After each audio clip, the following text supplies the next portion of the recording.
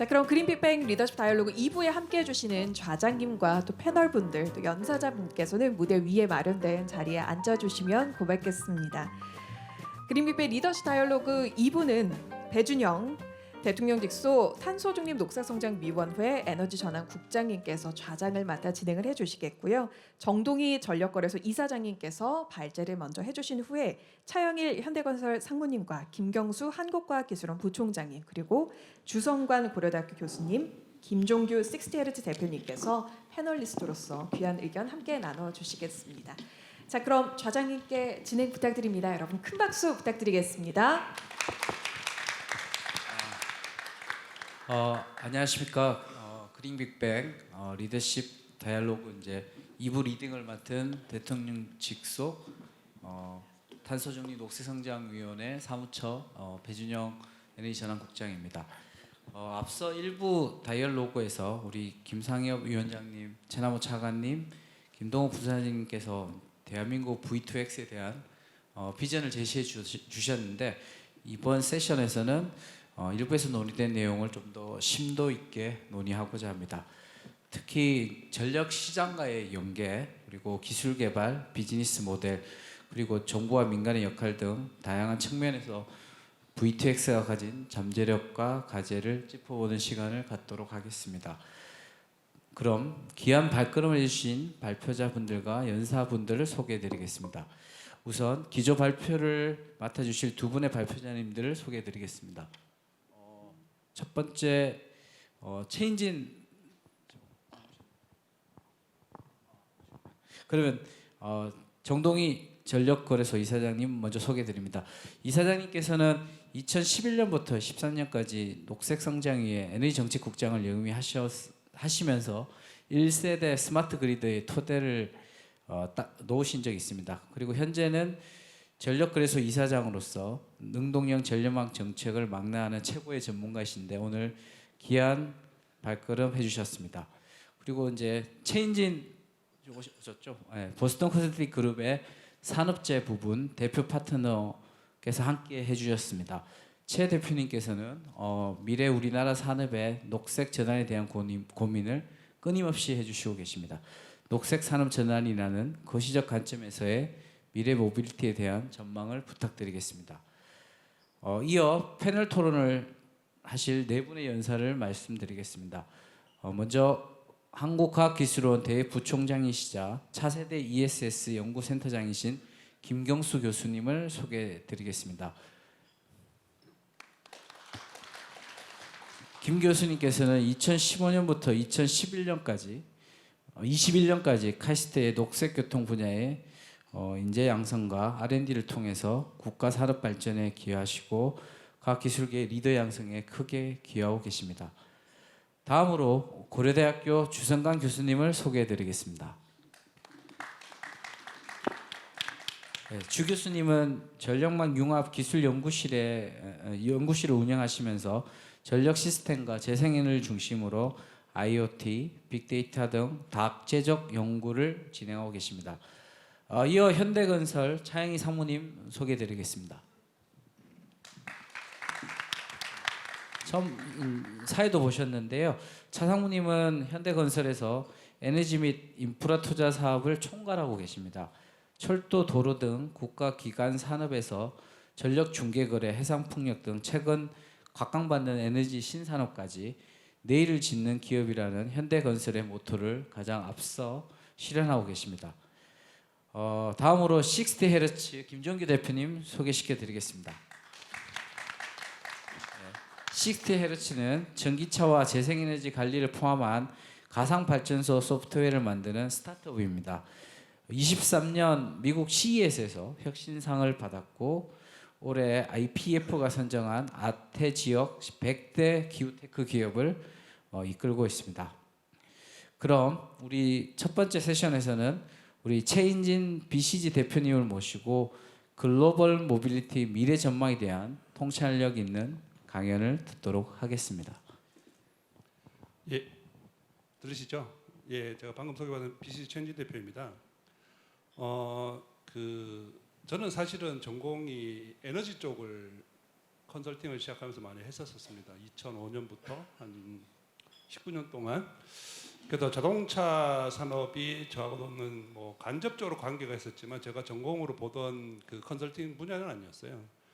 근데 이게 전기차라는 게 들어오면서 그 BCG 에너지 분과도 이 자동차에 대한 고민을 에너지 관점에서 굉장히 많이 하게 됐습니다.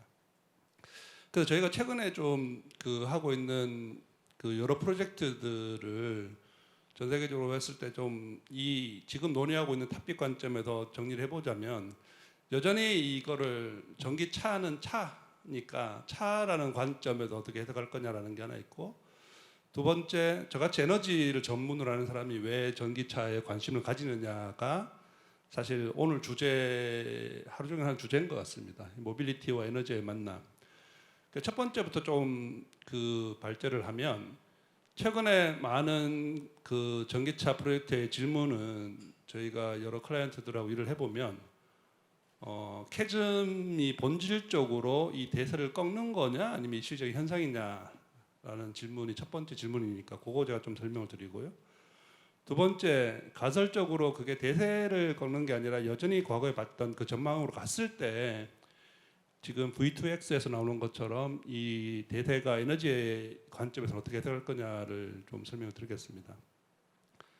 뭐 다들 느끼시다시피 제가 한 2년 전만 해도 이 전기차 관련해서 이런 데 가면 엄청 활기가 넘쳤었거든요. 시장도 화랑이고 우리나라 배터리 업체, 양극재, 음극재 업체들이 다 화랑이었는데 갑자기 작년부터 좀 캐즘이 왔고 이제 그거에 대해서 저희가 바라보는 뷰를 말씀드리면 이 상황은 지나갈 것 같다. 그리고 이미 이제 시장에서는 그 저 끝단의 고객층에서는 그 징조가 보인다.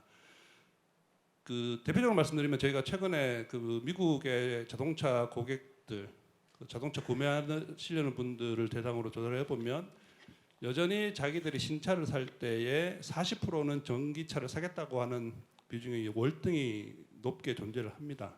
그래서 본질적인 수요는 있는 것 같고, 두 번째 캐즘의 여러 원인이 있지만 가장 큰 원인 중에 하나가 그 40%를 맞춰줄 만한 모델이 충분히 특히 미국은 없었습니다.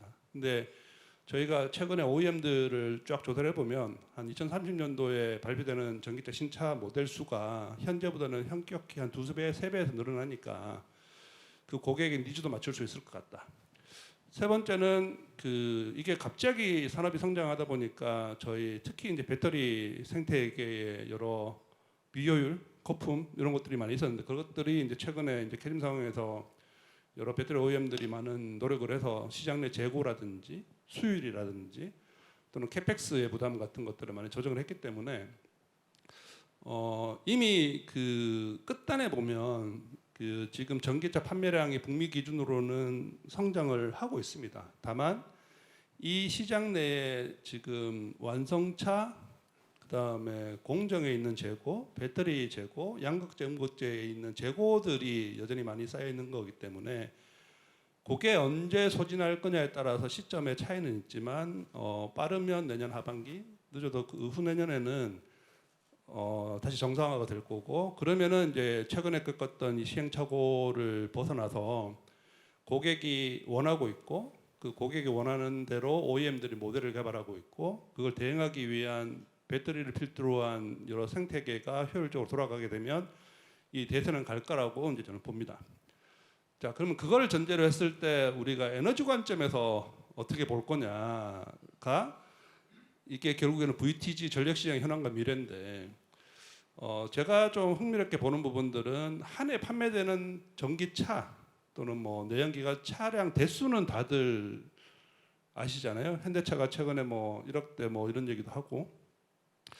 근데 저희는 이제 에너지를 전공하다 보니까 거기에 달려 있는 배터리 용량이 얼마인가를 따져봅니다. 그렇게 해서 보면은 2030년 기준으로 미국의 ESS, 그죠? 에너지 저장 장치의 용량을 저희가 한 200기가와트 아워 정도로 봅니다. 200기가와트 아워면 우리나라가 발전 용량이 한 100기가가 되니까 우리나라 전체 발전소가 만드는 전기를 1시간을 저장할 수 있는 양이죠. 굉장히 많지 않습니까? 근데 2030년에 전 세계에 돌아다니고 있는 전기차에 달려 있는 배터리 용량을 더하면 얼마쯤 될까요? 한 2만 기가와트 아워쯤 됩니다. 그 말은 무슨 말이냐면은 이 전력 계통의 여러 문제를 해결하고 효율화하기 위해서 미국이 ESS를 깔고 있는 게 200기가와트 아워인데 전 세계라고 해봐야 뭐 유럽하고 미국이 대세일 거니까 이 전기차에 달려 있는 배터리를 에너지원으로 ESS로 본다면은 그거에 100배 넘는 자원들이 돌아다니게 되는 거죠. 그래서 이 에너지 관점에서 보면은 그게 저는 사실은 이 VTG의 가장 핵심 메시지인 것 같아요. 그래서 지금까지 이 전력 산업이라는 거가 1950년대부터 그리드를 깔고 기저부와 그다음 첨두부와 발전소를 짓고 해왔던 것들이 그릴이 나는 상황에서 신재생이 가면서 많은 문제들을 겪고 있지 않습니까? 저희가 통상적으로 봤을 때 신재생의 발전 비중이 발전량 기준으로 15%를 돌파하면 주파수가 교란이 되고 20%를 돌파하기 시작하면 이제 용량의 미스매치가 발생을 하게 되고 30% 40%가 되면 커테일먼트가 발생되는 이런 문제들을 잡기 위해서 이제 ESS가 우리나라도 그렇죠. 제일 먼저 주파수 교정용으로 먼저 들어가고 저희는 아직 신재생 발전 비중이 20, 30% 가지 않았기 때문에 유럽이나 미국은 이제 ESS가 용량 보정 또는 이제 멀전트 마켓의 전력 거래용으로 이렇게 들어가는 걸 보면 전기차라는 거를 에너지 관점에서 보면은 우리가 전기차를 타는 이유는 그린이니까 거기에 들어가는 충전하는 전기는 깨끗해야 된다라고 하는 것들이 기조가 되면 원자력 아니면 신재생일 텐데 그러면 전기차가 많이 가면 갈수록 신재생 비중, 발전 비중도 10%, 20%, 30% 늘어나야 되는 거지 않습니까? 그러면 이 V2G라는 거를 이 자동차가 깨끗한 전기의 수요처로만 작동하게 되면 그 문제는 더 심화될 수밖에 없겠죠. 신재생 발전 비중은 굉장히 가야 되고 또 우리가 가지고 있는 아까 말씀드렸던 2만 기가와트 아워가 동시간대에 몰렸을 때 그 문제들을 어떻게 할 거냐를 그러면은 이게 까딱 잘못하면은 이 전기차라고 하는 거가 이 클린 전력 계통은 악순환의 고리의 시작점이 될 수도 있는 부분들이 되는 거죠. 그걸 풀 수 있는 키가 사실은 V2G인 것 같아요. 그걸 반대로 보는 방법은 뭐냐면 2만 기가와트 아워에 그게 한 18억 대쯤 될 겁니다 아마. ESS 저장 장치가 돌아간다라고 생각을 하면 사실은 그 문제의 선순환으로 바꿀 수가 있는 겁니다. 그래서 저희가 이제 이걸 볼 때 지금 저희가 V2G라는 거의 현황과 미래를 얘기하는 이유는 반드시 있어야 되는 기술이고 반드시 돌아가야 되는 메커니즘이고 반드시 고정이 돼야 되는 생태계라는 걸 강조를 드리고 싶은 거죠. 제가 전력 산업을 컨설팅을 시작하고 나서 20년을 해보면 몇 가지 큰 화두가 있었어요. 우리가 전력이라는 거가 가장 중요한 거는 깨끗하고 저렴하고 그다음 세 번째 유연성이 있는 에너지원에 대한 것들을 끊임없이 찾아왔었거든요. 근데 전기차라는 거를 이제 그 관점에서 보면은 이 각각 한 대 한 대가 저희 발전 산업에서 에너지 산업에서 그토록 찾았던 가장 완벽한 분산형 전원의 형태라고 저는 생각을 하고요. 두 번째 그 분산형 전원이 사실은 모바일한 거죠. 그러니까 파워 섹터에서 그렇게 기대하고 만들어보고자 했던 분산형이면서 모바일한 에너지원으로서 전기차를 좀 바라보자. 그렇게 바라보면은 미국의 지금 200기가와트 아워가 했던 역할이 더 클까? 2만 기가와트 아워의 전기차를 ESS로 바라보고 했을 때 VTG를 연결시켰을 때의 전력 계통의 선순환을 만드는 역할이 클까? 그렇게 좀 비교해 보시면 저희가 논의하는 이 화두 자체가 얼마나 의미가 있고 크고 필요하고 또 반드시 완성이 돼야 되는가라는 걸 말씀드릴 수 있을 것 같습니다. 그래서 저는 에너지에서 시작해서 지금 산업재해를 하고 있고 그 교점에 에너지라는 큰 산업과 또 자동차를 필두로 하는 산업재라는 큰 산업의 교차점에 확실하게 V2G는 있는 것 같습니다. 그리고 V2G라는 거가 개념적으로 말했을 때 뭐 여러 장점과 사업계도 말하지만 제가 크게 봤을 때는 지금 에너지원에서의 ESS의 역할 그 중에서도 이 전기차가 할 수 있는 가장 극단의 분산형이면서 모빌리티를 갖춘 에너지원 으로서 역할을 잘 생각을 하면 무궁무진한 기회가 나올 것 같습니다. 그렇게 생각을 해보면은 지금 제가 하고 있는 미국의 그 한국 고객이 미국에 진출하고 싶은 프로젝트가 이제 미국에 있는 ESS 자원들을 어떻게 연결해서 돈을 벌 거냐인데 거기도 이미 많은 그 AI 그다음에 거래 플랫폼 위탁 거래 서비스 모델 얘기가 많이 나오는데 그래봐야 지금 미국이 50기가와트 아워 가지고 그 난리를 치고 있는 거거든요.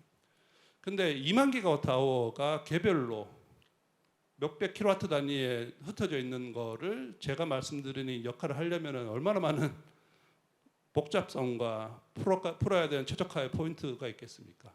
그게 이제 우리가 만들어 나가야 되는 AI하고 접점도 되는 거고 또 우리나라 기업들이 굉장히 잘했던 역할이기 때문에 그런 관점에서 제가 강조드리고 싶은 부분은 지금 저희가 논의하고 있는 토픽의 중요성과 미래 잠재력, 당위성을 한번 들어보셨으면 좋겠습니다. 네, 감사합니다. 크게 박수부터 부탁드립니다. 네, 크게 지금 최근에 화재로 인해서 있는 전기차 캐즘에 대해서는 희망적인 메시지를 주셨고요.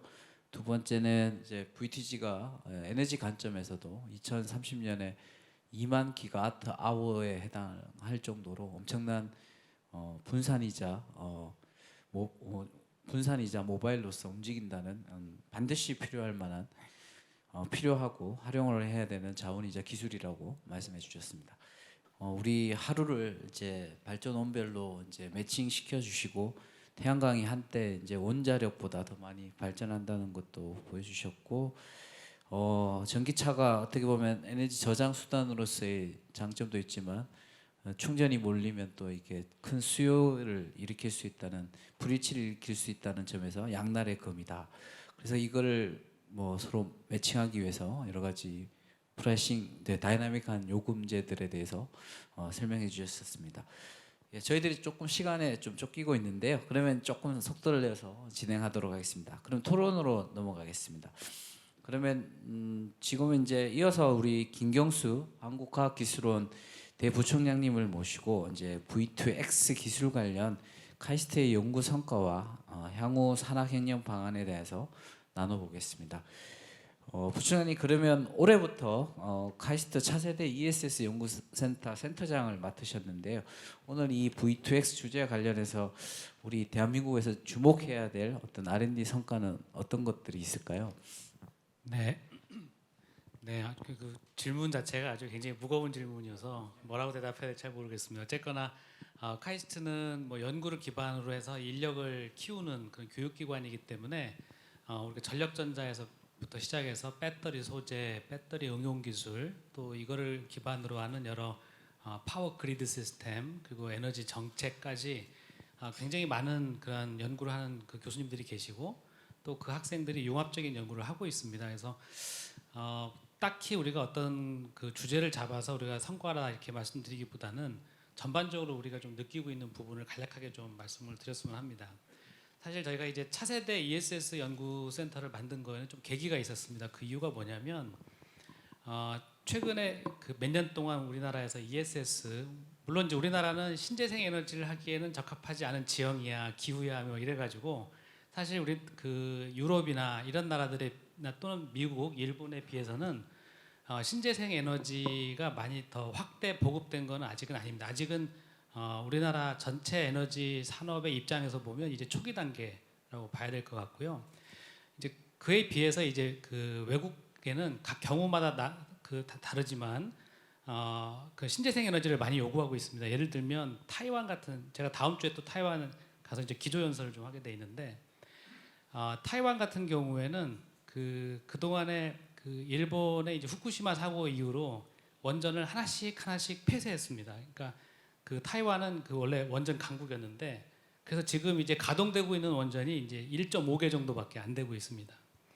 그런데 그러다 보니까 당연히 전기는 더욱더 필요하고요. 그러다 보니까 우리가 천연가스하고 석탄이 왕창 올라왔어요.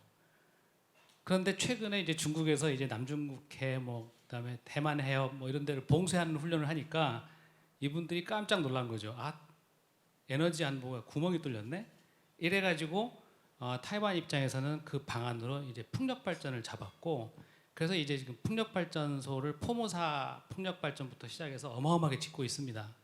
그래서 그 최대 수혜국 중에 하나가 우리 대한민국인데요. 왜냐하면 이제 해저 케이블이라든지 뭐 이런 부분들을 저희가 가서 많이 수주해 오고 있는데, 문제는 뭐냐면 해상 풍력을 만들어 놓고 나면 이 신재생 에너지의 간헐성과 변동성 때문에 역시 에너지 저장 장치인 ESS가 필요하게 되고, 그 배터리가 필요하다 보니까 그러면 우리나라에 삼원계 배터리를 갖다 쓸까 했지만, 그거는 가격이 아직은 상당히 비싼 입장이고, 또 그 관리에 그 BMS나 이런 고도의 관리 기술을 필요로 하는 배터리이기 때문에 ESS로는 적합하지 않습니다. 그러다 보니 결국은 중국이 주도하고 있는 리튬 인산철 배터리를 들여올 수밖에 없는 입장이 되고, 그런데 그 산업에 더 투자를 했다가는 서방 세계와의 트러블도 생길 수 있고 해서 결국은 자체적으로 리튬 인산철 배터리를 공장을 짓고 지금 곧 생산에 들어가는 단계에 됐습니다.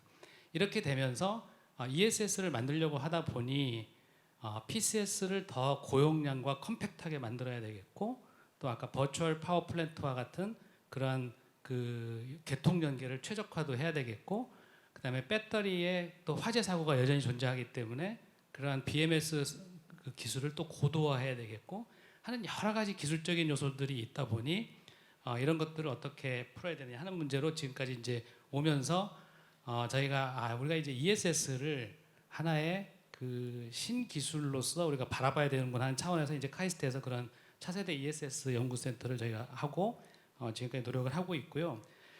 그동안 이제 그 여기서 에너지와 모빌리티 말씀을 왜 그게 두 개가 연계되냐면, 모빌리티 섹터에서 사용하고 있는 전체 사용 가능한 에너지의 대략 한 25% 정도를 사용하고 있고, 그다음에 CO2 전 세계 그 배출량의 24% 정도를 이 교통 섹터에서 배출하고 있습니다. 그러다 보니까 에너지 문제를 건들지 않고 모빌리티를 해결한다?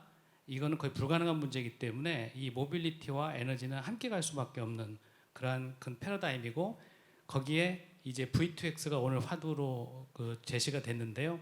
이 V2X가 결국은 에너지를 배달하는 시대를 여는 가장 중요한 기술이 된 거고, 이 부분에 앞으로 많은 기회가 있을 거라 판단하고 있습니다. 우리 카이스트에서도 굉장히 그 융합적인 그런 마인드를 갖고 있는 인재를 키우는데 좀 더 노력하도록 하겠습니다. 네, 감사합니다.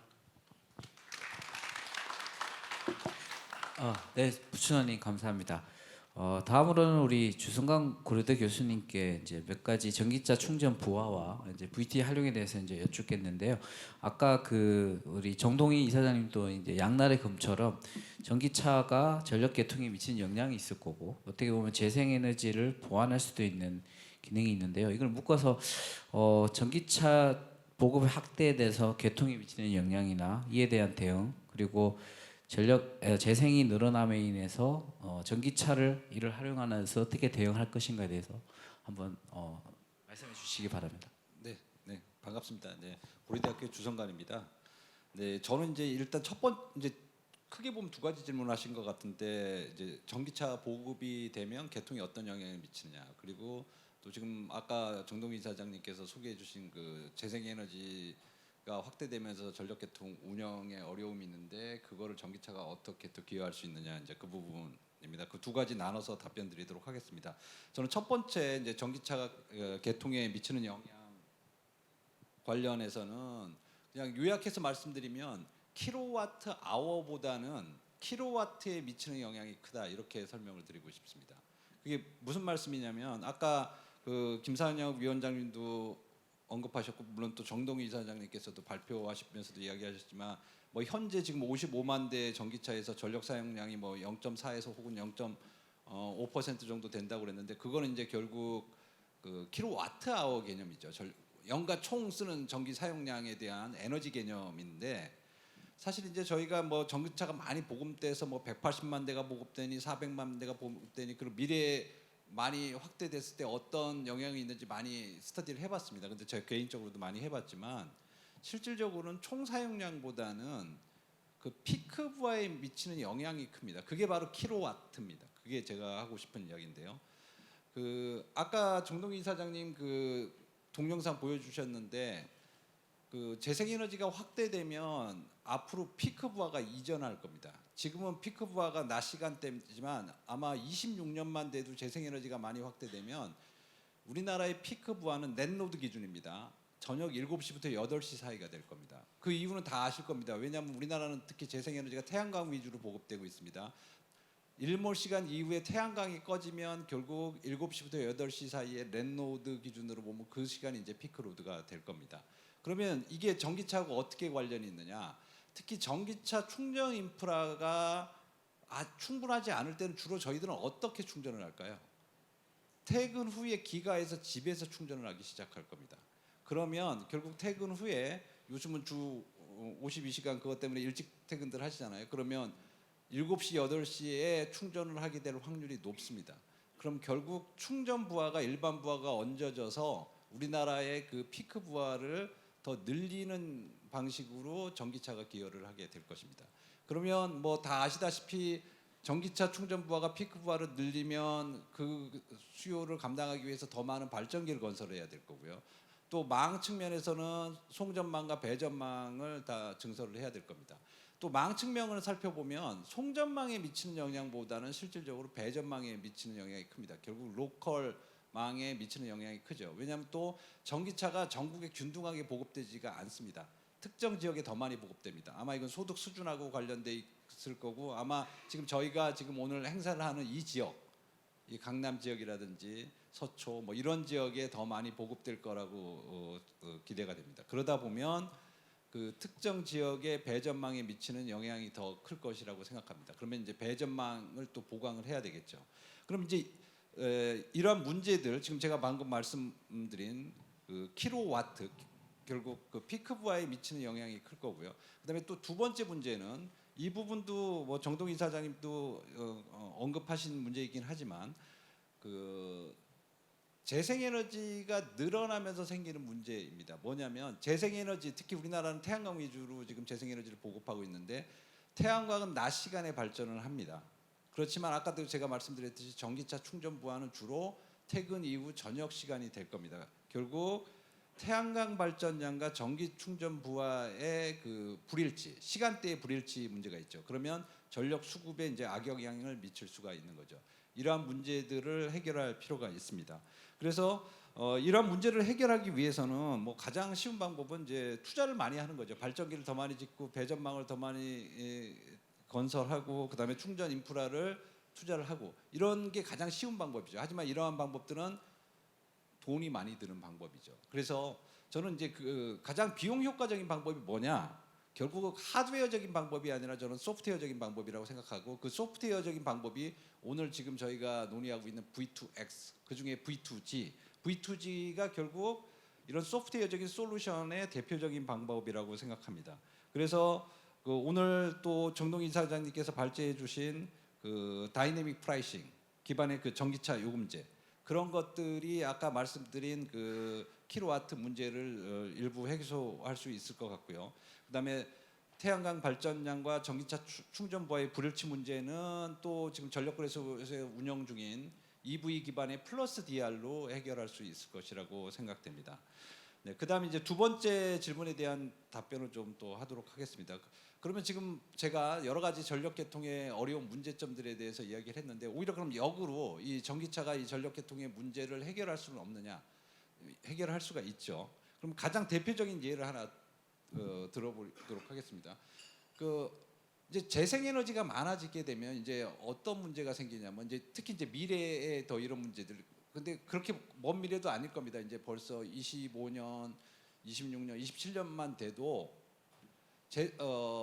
이 실시간 운영을 하면서 재생에너지가 많아지면 어느 순간이 되면 그 스냅샷을 찍어서 특정 시간을 보면 개통에 온라인상에 켜져 있는 발전기의 대다수가 그 경직성 자원이 될 가능성이 큽니다. 여기서 말하는 경직성 자원은 원자력은 지금 우리나라는 탄력 운전이 되지가 않습니다. 그리고 아까 재생에너지가 심지어 아까 태양광 같은 경우는 정동 이사장님께서 언급하셨듯이 어느 순간 되면 원자력보다도 많아진다고 그러지 않았습니까? 그러면 그 두 개가 되면 그 원자력과 재생에너지가 절반 이상을 발전하는 순간이 올 겁니다. 특히 경부화 시간에 봄, 가을 경부화 시간에 수요는 낮으면서 일사량이 햇빛이 쨍쨍 내리쬐는 날, 그런 날은 전체 발전량에서 이런 경치적 전원이 전체 발전량에서 절반이 넘는 그런 순간이 나타날 수도 있습니다. 그렇게 되면 그 화석연료 기반의 그 석탄이나 LNG는 온라인상에 켜져 있는 발전기가 몇 대가 되지가 않습니다. 그러면 그런 발전기들이 결국 예비력을 제공하는데 결국 개통 운영을 하면서 아마 운영 예비력이 부족하게 될 겁니다. 근데 문제는 수요가 낮기 때문에 그 운영 예비력을 확보하기 위해서는 더 많은 발전기를 띄워놔야 되는데 온라인상에 키울 수가 없습니다. 그러면 초과 발전이 나겠죠. 그러니까 쉽게 말해서 예비력 쇼티지 현상이 나타나는 겁니다. 그래서 예비력 확보가 어렵게 되는데 이때 또 V2G 기술이 그 주파수 조정 예비력이라든지 그런 것들을 제공함으로써 그 기여를 할 수 있게 됩니다. 네. 그리고 또 하나는 이제 제주도의 그 초과 발전 문제 있죠. 초과 발전 문제가 지금은 육지로 확대되고 있습니다. 지금 21년부터 전남 신안 지역부터 지금 재생에너지 출력 제어가 발생을 했습니다. 그것들이 지금 제주도의 문제가 결국 육지로 확대되고 있는데요. 이런 그 초과 발전의 문제 이런 것들도 아까 말씀드린 그 플러스 DR 형태로 그 전기차의 V2G 기술이 그 해결하고 기여할 수가 있을 거라고 생각됩니다. 그러면 이런 것들이 실제 이러한 V2G 신기술들이 적용되기 위해서는 필요한 것들이 있습니다. 뭐냐면 가령 지금 그 보조 서비스 시장의 예비력으로 활용되기 위해서는 기술 요건들이 있습니다. 네, 몇 시간 이내에 들어와야 되고 지속 시간은 어떻게 되고 그런 기술들이 있는데 그런 것들은 그 대형 화력 발전소 기반의 그 기술 요건으로 만들어져 있습니다. 그래서 이러한 V2G 같은 신기술들이 보조 서비스 시장에 들어오기 위해서는 보조 서비스의 진입 장벽을 완화할 필요가 있습니다. 그리고 지금 국내 아직은 보조 서비스 시장이 그 제주도에 시범 사업을 하고 있지만 그 동안은 보조 서비스 시장의 규모가 굉장히 작았습니다. 그래서 충분한 인센티브가 없었기 때문에 이러한 그 V2G 기술들이 전력 시장의 그 보조 서비스 자원으로 활용되기 위해서는 충분한 경제적 인센티브가 있어야 될 것 같습니다. 네, 이상입니다.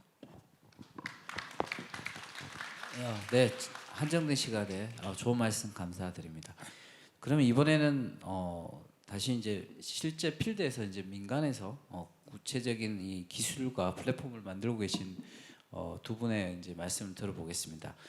먼저 차영일 우리 현대건설 상무님이신데요. 얼마 전에 이제 국가 VTG 연구 과제의 주관 기관으로 선정되셔서 실제로 연구 개발 과제를 수행하고 계시는데요. 참여하게 된 배경이나 지금 하는 내용이나 지향하는 목표가 어떻게 되시는지 좀 말씀 부탁드리겠습니다. 네. 사실 저희 현대건설은 발전 사업자로서도 지금 사업을 영위를 좀 하고 있고요. 작게는 태양광, 크게는 풍력, 그다음에 일로전지까지 사업을 좀 하고 있습니다. 최근 그 저희들이 사업을 하면서 보니까 태양광이나 풍력 같은 경우는 수많은 발전 사업지가 워낙 많다 보니까 출력 제어에 지금 리스크에 좀 노출되어 있는 상황이고요. 그러다 보니 우리 그 자동차 그룹에서는 또 아리백 해야 될 의무도 좀 계속 부각되고 있고 저희들이 전력 중개 거래 사업에 대해서 한번 고민을 해보았습니다. 그래서 2001년부터 약 한 2년 동안의 TFT를 통해서 굉장히 좀 나름 고민을 많이 해봤고 2023년 초에 작년 초에 저희가 회사 정관까지 바꿔서 발전 사업자 또 아울러서 전력 중개 거래 사업까지 저희들이 정관 변경을 통해서 사업을 착수하게 됐습니다. 그래서 제가 신사업팀을 같이 하면서 기존에 저희들 많은 문제점을 가지고 있던 개통의 문제, 아까 계속 말씀 나오는 재생에너지의 가능성이나 개통의 불안정성을 어떻게 좀 우리가 극복할 수 있을까 하는 게 과제였습니다. 그러던 중에 한국 예계평에서 과제를 저희 VTG 제주 시범 사업을 하는 걸 과제로 선택해 주셔가지고 저희 컨소가 약 한 15개 정도 들어와 있습니다. 현대차, 다음에 기아차, 그다음에 각종 우리 그 충방전하는 업계 제조 업계들 포함해서 제주도에 또 렌트카 사업자들도 저희 같이 컨소로 지금 들어와 있고요. 옆에 계시는 우리 김정규 60Hz 대표께서도 그 발전 예측량 또는 기타 소프트웨어적인 측면을 많이 좀 하고 계십니다. 물론 이런 메인 주간은 우리 60Hz에서 지금 잘 준비해주고 계시고요. 저희가 좀 고민하고 있는 거는 제주도나 기타 지역도 마찬가지일 것 같아요. 향후에 전기차 보급이 확대됨으로 인해 가지고 저희가 주제 그대로 V2G에 어떻게 우리가 활용할 수 있을까? 저희는 아주 긍정적으로 보고 있습니다. 대한민국은 서남의 단지나 물론 풍력단지, 대규모 풍력단지나 계획되고 있겠지만은 결국은 지금 현재 보면은 개통의 불안정, 개통의 문제 때문에 사업이 추진 안 되거나 어려움을 겪는 경우가 많습니다. 지금 사실 그 동해안 쪽에서 발전하는 것도 마찬가지 서울로 그 전력이 들어와야 되는데 못하는 것도 장거리 선정만 구축하면서 지역 간의 민원이나 각종 그런 부분도 노출돼 있다 보니 전력을 송출을 못해서 발전소가 중단되거나 출력 제어가 빈번히 발생하고 있는 상황입니다. 그래서 저희는 자동차 그룹하고의 기조에 또 발맞추고 자동차 그룹이 현대차에서 향후에 자동차 단순히 그냥 비어클이 아닌 그뭐 V2, LG 뭐 에브리띵 해서 모든 게 다 연관될 수 있는 그런 기능을 갖추고 있기 때문에 저희 건설 입장에서는 발전 사업자로서 개통의 안정에 기할 수 있는 그런 V2G 사업에 집중을 해서 향후에도 좀 쭉 갈 것 같고요. 저희가 아마 국내에서는 오늘 아까 김상엽 위원장님께서 말씀하셨는데 오늘 이 같은 자리가 최초입니다. 최초이고 이런 논의들이 민간 기업 뭐 그다음 저희 자동차 업계 할 것 없이 모든 정말 관계자분들께서 정부를 향해서 좀 필요하면은 제도 개선도 요구를 하고 그렇게 해서 한 발짝 한 발짝 나가는 게 향후에 저희 대한민국의 자동차 산업 활성, 그다음에 전력 산업의 개통 안정성, 기타 뭐 여러 가지를 한꺼번에 좀 해결할 수 있는 방안이 아닌가 싶습니다. 네, 감사합니다. 네, 감사합니다. 네, 다음은 우리 앞서 전력 시장에서 우리 유니콘 기업이 아직 없다고 말씀하셨는데 우리 유니콘을 꿈꾸는 우리 김종규 식스테이지 대표님을 모시고 이제 실질적으로 현실에서 이제 V2X를 구현하기 위해서 꼭 필요한 이 에너지 IT 관련 기술 개발 요소들은 어떤 것들이 있는지 그리고 무엇이라고 생각하시는지 좀 말씀해 주시기 바랍니다. 네, 그 한정된 시간에 제가 말을 좀 잘 해야 되기 때문에 그냥 몇 가지만 말씀드리려고 하는데요. 현재 국내에서 에너지 IT라는 얘기를 하면은 보통 굳이 분류를 하자면 어플리케이션 레이어에서의 IT를 많이 얘기를 합니다. 예를 들면 뭐 플러스 DR이라던가 입찰 제도라던가 소규모 전력 중개 사업이라던가 이런 데서 활용하는 IT 기술이 이제 어플리케이션 단계에 있는 IT라고 말씀드릴 수가 있고요. 이러한 것을 만드는 데는 사실 뭐 하드코어 IT 엔지니어링이 필요한 건 아니라고 생각합니다. 또 그렇기 때문에 사실 유니콘이 되려면 그것보다 좀 더 해야 되는 그런 상황이 있다라고 말씀을 드릴 수도 있겠습니다. 저희가 V2G 관련된 실증을 얘기를 할 때 저는 규모를 항상 보는데요. 아까 현대자동차 그룹에서도 제주도에서 50대 정도 규모로 실증할 계획을 말씀해 주셨고 또 현대건설이 주관하는 연구 과제에서도 1,500대 정도의 충전기를 활용한 실증을 계획하고 계시는데 사실 IT가 좀 더 역할을 하는 규모가 되려면 이것이 뭐 1,000대 정도 수준이 아니라 100만 대나 1,000만 대까지 가는 것을 상정하고 생각을 해야 아마 IT의 기여도가 더 크게 느껴지는 상황이 될 것입니다. 2020년도에 런던에서 IT 관련된 컨퍼런스에 테슬라에서 에너지 어플리케이션을 만든 오토비더 팀이 나와서 발표를 한 적이 있는데 제가 그때 어떠한 기술을 가지고 그런 것들을 만들고 있는지 좀 재미있게 봤습니다.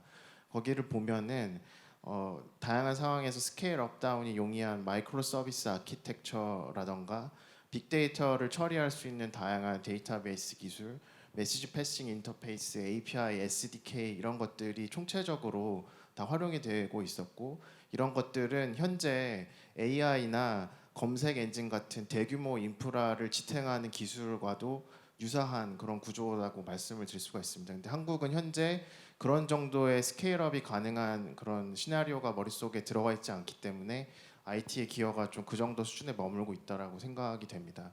저희가 이번에 현대건설과 함께하는 컨소시엄에서 중점적으로 하고자 하는 것은 에너지 API 허브를 만들겠다 이렇게 말씀을 드리고 있는데, 이것은 사실 많은 개발자들이 이 생태계에 들어와서 기여할 수 있도록 잘 정리된 어플리케이션 인터페이스, 소프트웨어 디벨롭먼트 킷, 그리고 개발자 커뮤니티 지원을 하겠다라는 얘기와 같습니다.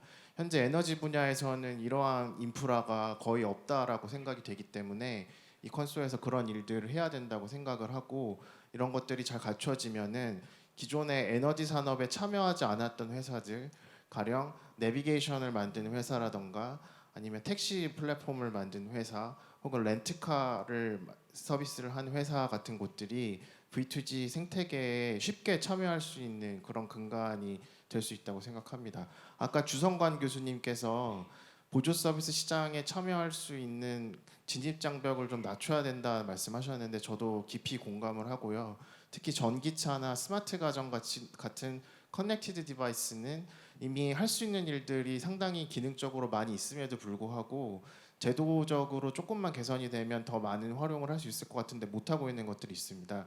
그렇게 제도적인 개선과 더불어서 제가 말씀드린 개발자 생태계를 만드는 것을 함께 해야 이 영역이 정말 커지고 국가적으로 의미 있는 산업이 되고 유니콘도 나올 수 있다, 그렇게 생각합니다. 감사합니다. 아 예. 그러면 우리 대표님께서 박수 부탁드립니다. 예.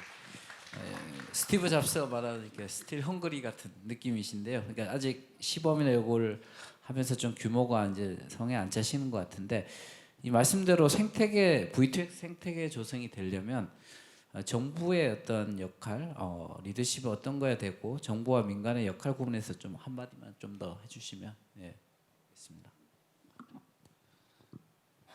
네, 일단 저는 간단히 비유로 말씀을 드리자면은 복잡한 거를 해결하는 데는 두 가지 방식이 있다고 생각합니다. 하나는 성당 짓듯이 만드는 것이고 하나는 시장을 만드는 것인데, 기존의 에너지 산업은 전통적으로 성당을 만들듯이 했습니다.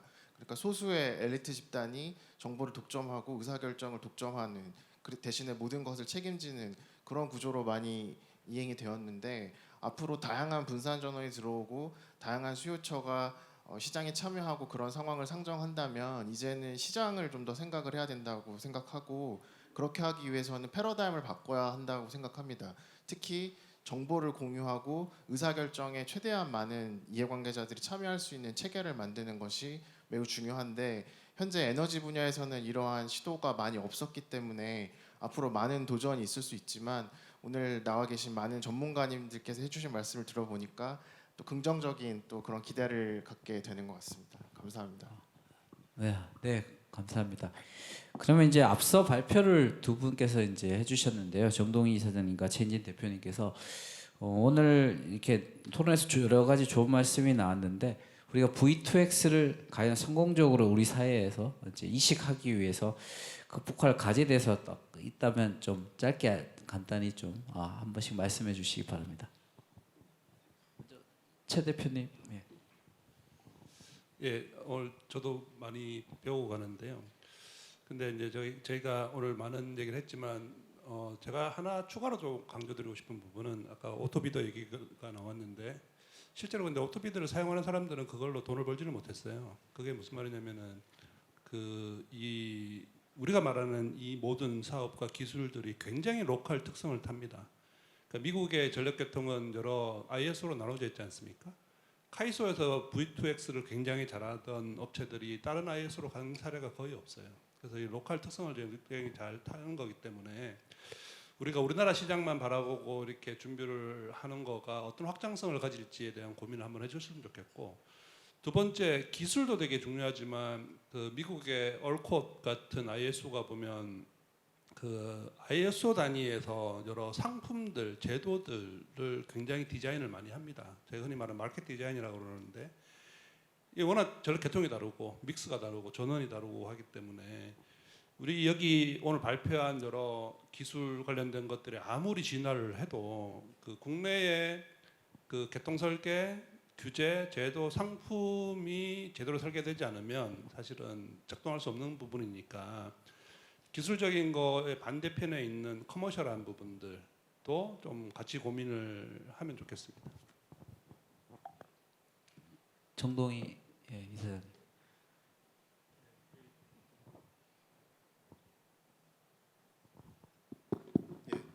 조 대표님 말씀대로 전력거래소가 이제 이렇게 탄소 중립 시대에 맞는 전원이 들어올 수 있고 또 그런 것들을 잘 운영할 수 있는 그런 시장을 이렇게 좀 다원화하고 만들어가야 된다는 거에 뭐 전적으로 동의하고요.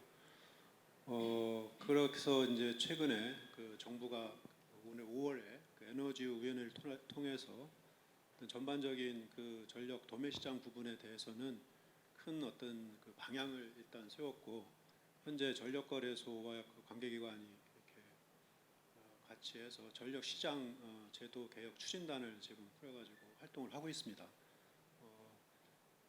많은 기회에 이제 그런 어떤 분야를 지금 하고 있고 또 어떤 일정을 갖고 하고 있는지는 아마 많이 공유가 돼 있는 걸로 알고 있는데 이제 그런 부분들에 대해서는 실질적인 일을 좀 뭐 적극적으로 해나가면서도 그런 아까 정보 공유와 또 이해관계자의 참여를 우리 김종규 대표님께서 말씀을 주셨기 때문에 저도 뭐 100번 공감하고요.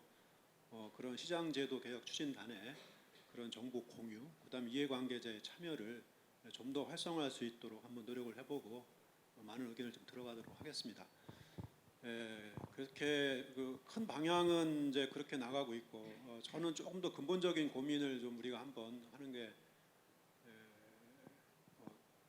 우리나라가 이런 고도 경제 성장 시대에 소위 말해서 에너지의 어떤 거버넌스와 어떤 산업 구조 이걸 갖고 완벽하게 전력 공급을 해서 우리나라가 국민의 삶의 질도 이렇게 높이고 또 산업의 고도화를 이루었지 않습니까?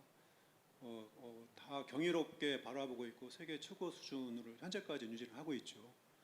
근데 이제 많은 도전적인 요소가 지금 와 있는데 그런 부분에 대해서 각 참여자들 분들이 많이 미래에 대해서 좀 걱정도 하고 계시고 불안해하신다는 전 느낌을 많이 쓰는데 이제 이런 부분에 대해서 좀 많은 성찰이 좀 필요하다고 생각을 합니다. 그건 어떤 좀 근본적 성찰이라고 저는 생각을 하는데요. 특히 이제 보다 많은 책임을 갖고 있는 이런 어떤 공기업 체제의 이슈라든지 또는 뭐 전력 산업 전반적인 어떤 현재 체제 이런 부분들이 과연 앞으로 이런 도전적인 것들을 이렇게 극복해 나갈 수 있는 충분히 그런 걸 뒷받침해 줄 수 있는 거버넌스와 구조인가 그 부분에 대한 어떤 성찰이 저는 필요하다고 봅니다.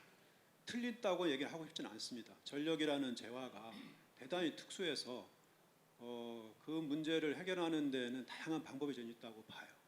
그런데 그런 부분에 대해서 한번 어떤 방법으로 어떤 체제로 해나가야 될지는 좀 더 우리가 성찰해서 방향을 모으는 게 지금 중요하다고 봅니다.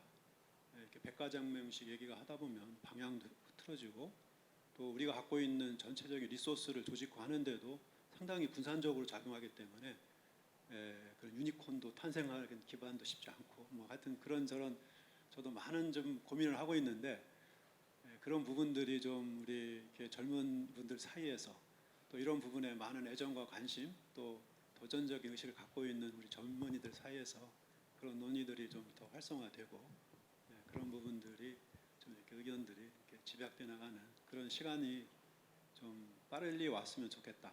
그런 생각을 좀 해봅니다. 감사합니다.